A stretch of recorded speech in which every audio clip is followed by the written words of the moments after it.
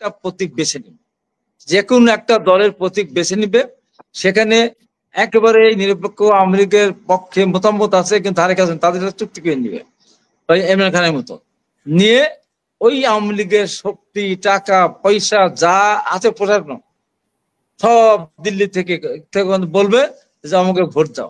গুলি করে তিনজনকে আহত ক্ষত বিক্ষত করেছে, নিজেরা কোরআন শরীফে আগুন দিয়ে তারা ওখানে ফায়ার ব্রিগেড বলছে যে আমাকে খবর দিয়েছিল, আমি গিয়েছিলাম, গিয়ে ধোঁয়া উঠছে, আমরা পানি টানি দিয়ে চলে আসি, ওখানে আর আমরা কোনো কিছু পাইনি, কোরআন শরীফ কিছু আমি দেখি নাই। ওদের কয়জন নেতা স্বাধীনতা যুদ্ধে অংশগ্রহণ করেছে? ওদের কয়জন নেতা এই দেশের মানুষের জন্য করেছে বলেন তো? ওদের নিজের দল গঠন করা ছাড়া নিজের দলের লোককে চাকরি দেওয়া ছাড়া কিছু করেছে আপনি বলেন? আপনি দেখেন তো, আপনার একটা ভাইকে পাঠান তো, ইসলামী ব্যাংকে চাকরি দেয় কিনা, ইবনেসের চাকরি দেয় কিনা, ওদের বিশ্ববিদ্যালয় চাকরি দেয় না, ওদের কোচিং সেন্টার চাকরি দেয় কিনা। আর এটাও ঠিক, বিএনপি একমাত্র ভারত বিরোধী রাজনীতি করেছে। বিএনপি যদি ভারত বিরোধী রাজনীতি না করতো তাহলে 14 সালে নির্বাচন হতো না। বিএনপিকে ঠেকানোর জন্য 14 সালের নির্বাচন সরাসরি ভারত হস্তক্ষেপ করেছে সুদাসকে পাঠিয়ে। এখনো বিএনপি পারে ভারতের বিরুদ্ধে কথা বলতে। এই জন্য বিএনপিকে যদি ছোট করা হয়, বিএনপি যদি ধ্বংস হয়ে যায়, বিএনপি যদি বলা হয়, তাহলে আলটিমেটলি আমার দেশে কিন্তু ক্ষতি হয়ে যাবে। হ্যাঁ, আর এখানে মহসিন ভাই যেটা বলেছেন, মহসিন ভাই শেষ কথাগুলির সাথে আমি একেবারে টোটালি একমত। উনি সুন্দর কথাগুলো বলেছেন। আর আমার ভাইয়ের কাছে আমি জানতে চাই পেয়ার পদ্ধতির ব্যাপারে। ধরেন পেয়ার পদ্ধতি আসলো, এখন পেয়ার পদ্ধতি ইতে আছে কি বলে আপনার সন্ত্রাসী দেশ ইসরায়েল, পেয়ার পদ্ধতি আছে না? তাতে নেতানিয়াহু কত পার্সেন্ট লোকের অধিকারী? 30%। 70% লোক কিন্তু অন্য বিভিন্ন দলে আছে। তারপরে নেপালে 12 বছরে 13 বার সরকার পরিবর্তন হয়েছে। আমাদের এতদিন পর একটা দেশে গণতন্ত্র ফিরে আসতেছে এই পেয়ার পদ্ধতির মাধ্যমে, মধ্য দিয়ে যদি একটা নির্বাচনের কথা ধরা বললাম যে বিএনপি 149 সিট পেল, বিএনপির সাথে যারা সমন্বয় তারা, আর অন্যরা 151 পেল। তারপরে 151 নিয়ে তারা সরকার গঠন করলো। কয়েকদিন পরে বিএনপি 10 জনকে টান দিল বা তাদের যে কোনো ব্যাপারে মনোমালিন্য হলো, তারা বিএনপি দলের পক্ষে চলে আসলো, তাহলে কি সরকার চলে গেল? এই সরকার কতবার পরিবর্তন, এই সরকার এখন আমাদের দেশ যে অবস্থা, অর্থনৈতিক অবস্থা সব মিলে এরকম একটা দুর্ঘটনা ঘটার কিন্তু সম্ভাবনা রয়ে গেছে। আর একটা কথা, যে পেয়ার পদ্ধতিতে নির্বাচন হলে স্বতন্ত্র প্রার্থী যদি নির্বাচন করতে চায় তাদের কি করবেন? সংবিধান কি আপনি লিখে দিবেন যে স্বতন্ত্র প্রার্থী নির্বাচন করতে পারবে না? তাদের কি আপনার ইয়ে করবেন, তাদেরকে মতামত আপনি কি চেপে ধরে রাখবেন? তাহলে এটা তার একটা হলো না। তারপরে পেয়ার পদ্ধতি হলে আপনি যেটা বলছেন, পেয়ার পদ্ধতিতে নির্বাচন হলে আওয়ামী লীগ কম করে 100টা আসন পাবে। আওয়ামী লীগ দলীয় ভাবে প্রতীক নিয়ে নির্বাচন করতে পারবে না। আওয়ামী লীগ যে কোনো একটা প্রতীক বেছে নিবে, যে কোনো একটা দলের প্রতীক বেছে নিবে, সেখানে একেবারে নিরপেক্ষ আওয়ামী লীগের পক্ষে মতামত আছে কিন্তু তাদের কাছে তাদের সাথে চুক্তি করে নিবে ইমরান খানের মতো নিয়ে, ওই আওয়ামী লীগের শক্তি টাকা পয়সা যা আছে প্রশাসন সব দিল্লি থেকে বলবে যে আমাকে ভোট দাও।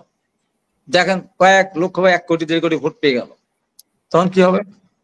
100 জন যদি আওয়ামী লীগের এমপি হয়ে যায় তাহলে তখন অবস্থাটা কোথায় যাবে আপনি বলেন তো? তো এই জন্য আশঙ্কা থেকে আমরা বলছি। তারপর ধরেন আপনার স্থানীয় সরকার নির্বাচন কোন পদ্ধতিতে হবে? আপনার উপজেলা নির্বাচন কোন পেয়ার পদ্ধতিতে হবে? সিটি কর্পোরেশন কোন পেয়ার পদ্ধতিতে হবে? পৌরসভার পেয়ার পদ্ধতিতে হবে? অথবা একটা এমপি মারা গেল, সেক্ষেত্রে একটা উপনির্বাচন হলো, তখন আপনি কি কোন পদ্ধতিতে হবে? নানান জটিলতা এখানে আছে। সেই জন্য আমরা চাই যে নির্বাচনটা আগে ধারায় হোক, সুষ্ঠুভাবে হোক। আর আমার ভাই আফসার যেটা বললেন, বড় দলের কাছে অবশ্যই বড় দলের কাছে দাবি উনি করতেই পারেন, আর বড় দল হিসাবে আমাদের সেটা সহ্য করা উচিত। কিন্তু একটা ফয়জুল্লাহর কথা আপনি বললেন, উনি বিএনপির পক্ষে কথা বলেছে।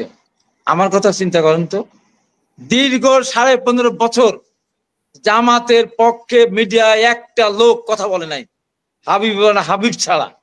যখন মৌলানা সুবহান সাহেবকে জানাজা, সুবহান সাহেবের কথা যখন আমি 71 বলতে গিয়েছি, আমাকে বন্ধ করে দিয়েছে, আমি বলবোই। সুবহান সাহেব 6 বার এমপি ছিলেন, 6টা ভাষা টানতেন, ওনাকে কেন দক্ষিণ প্লাজা জানাজা দেওয়া হলো না? দেলার ছায় দিকে যখন মেরে ফেললো, আমি 5 মিনিটের ভিতরে পোস্ট দিয়েছিলাম আধা ঘন্টার ভিতরে আমি লাইভে গিয়েছিলাম, জামাতকে বলেছিলাম কোনোভাবে যেন দক্ষিণ প্লাজা জানাজা না দিয়ে সাইদি সাহেবকে নিয়ে যেতে না পারে। আবার আসুন, জামাতের লোক না আসুন, সাইদি সাহেবকে হত্যা করা হয়েছে, সাইদি সাহেব মারা যায়নি, আসুন আপনার। সেদিন তো আমার তো ঘাড়ে দুইটা মাথা ছিল না, এই কথা আমেরিকান বলেছি। আপনার বসেন, পাড়া দেন, লাশ আপনার নিয়ে যেতে দেবেন না জানাজা ছাড়া। পরে সাইদি সাহেবের ছেলের সাথে পরে কোন ধমক দিল কে বলো, তারা নিয়ে গেল। কেউ বলেছে যে সাইদিকে যখন ফাঁসি দিল, আমি কথা বলেছি, আমি ওদের পক্ষে কথা বলছি, কাদের মোল্লার কথা বলেছি যে সে শিক্ষকতা করতো, কোথার থেকে সে রাজাকার হলো। সেই সেই জামাত আমার আটঘরিয়াতে আপনি জানেন ভাই ৭৪টা মোটরসাইকেল গুঁড়া করে দিয়েছে। আমার বিএনপির অফিস ভেঙে তছনছ করেছে, চেয়ার টেবিল, পাশে একটা হোটেলে ভাত খেতাম, সেই হোটেল ভেঙেছে। আমার 4 জন লোকের একজনকে গুলি করে 3 জনকে আহত ক্ষত বিক্ষত করেছে। নিজেরা কোরআন শরীফে আগুন দিয়ে তারা ওখানে ফায়ার ব্রিগেড বলছে যে আমাকে খবর দিয়েছিল, আমি গিয়েছিলাম, গিয়ে ধোঁয়া উঠছে, আমি আপনার পানি টানি দিয়ে চলে আসি, ওখানে আর আমরা কোনো কিছু পাইনি, কোরআন শরীফ কিছু আমি দেখি নাই।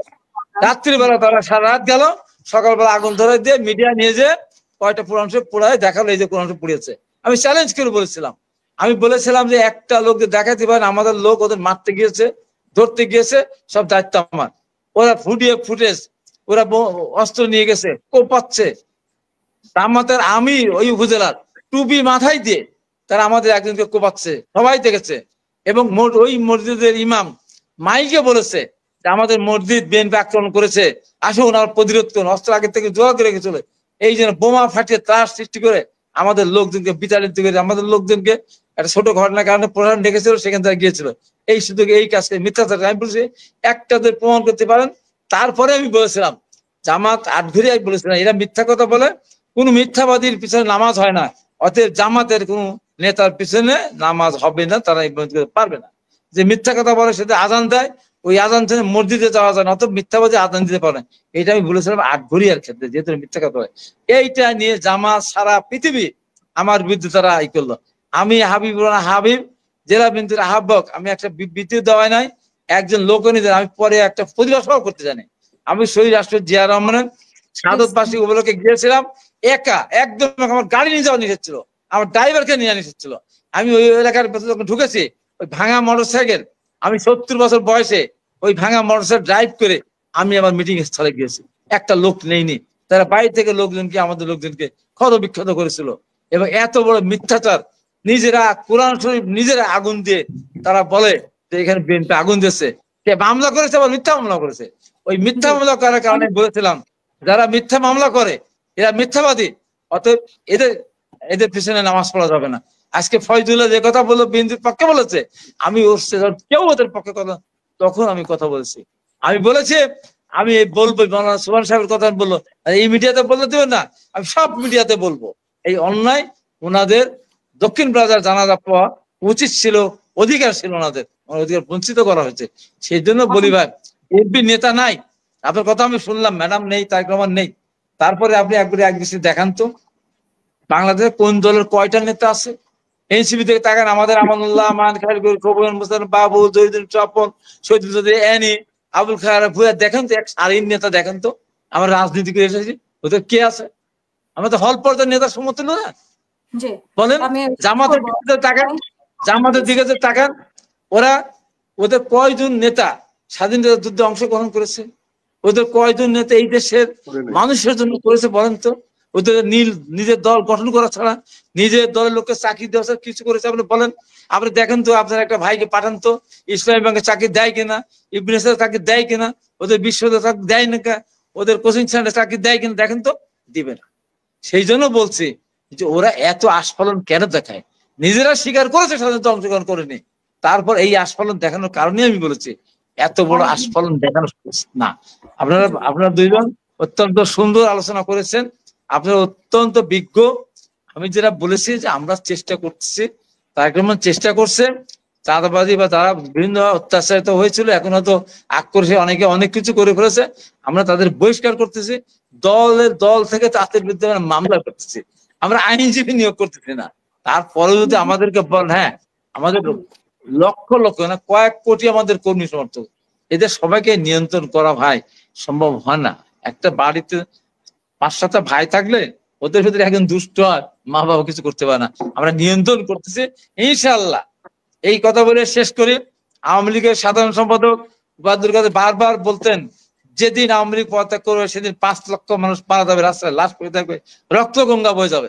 যেদিন 5 তারিখ তারেক রহমান আমি জেলা বিএনপির আহ্বায়ক হিসেবে আমাদের নির্দেশ দিয়েছেন, আপনার বোনকে ধর্ষণ করতে পারে, আপনার বাবাকে অপহরণ করতে পারে, আপনার জমি দখল করতে পারে, বাড়ি দখল করতে পারে, মাপ মেনে নিতে পারে, কিন্তু আইন হাতে তুলে নেবেন না। পৃথিবীর একটা দেশ দেখাতে পারবেন এত মানুষ আমাদের মারা গেছে, আহত হয়েছে, একজন আওয়ামী লীগের লোক আহত হয় নাই, মারা যায় না, তারেক রহমান নিয়ন্ত্রণ করেছে। তাই তারেক রহমান যখন দেশে আসবে, এই বিএনপি চাঁদাবাজরা একজনও রেহাই পাবে না, সারা জীবন জেলে থাকতে হবে। এইটুকু আশ্বস্ত আপনাকে করতে পারে। সুন্দর আলোচনা করার জন্য আপনাদের সবাইকে ধন্যবাদ।